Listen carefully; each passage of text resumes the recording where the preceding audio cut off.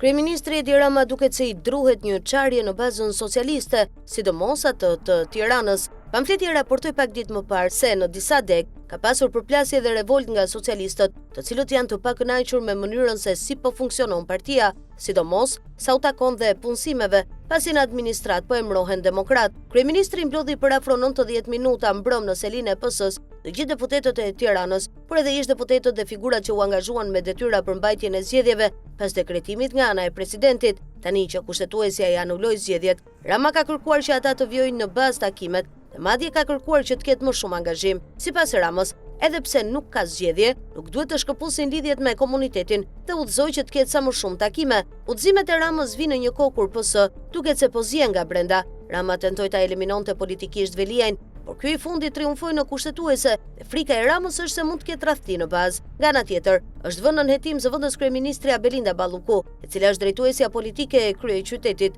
Si duket, Rama është vënë në lëvizje për të mbajtur të bashkuar partinë dhe të mos ketë demoralizim në bazë. Shpjegoni strukturave dhe qytetarëve buxhetin e 2026-s dhe se çfarë përfitimi do të ketë për ta, që nga pensionet, paga minimale apo në sektor të tjerë që i prek ata drejt për drejt, ka deklaruar Rama. Vetë ai ka kryer sondazhe pas dekretimit të 9 nëntorit nga Begaj. Ato sondazhe nxirrnin shumë keq PS-n, duke bërë që favoritë ishte Florian Binaj. Edhe tek pamfleti erdhën shumë informacione nga anëtarët e PS-s në bazë, që deklaronin se do japin votën Binajt, pasi po i trajtojnë si leck sa herë duhen. To zhvillime duket se kanë vënë brëm në lëvizje Ramën.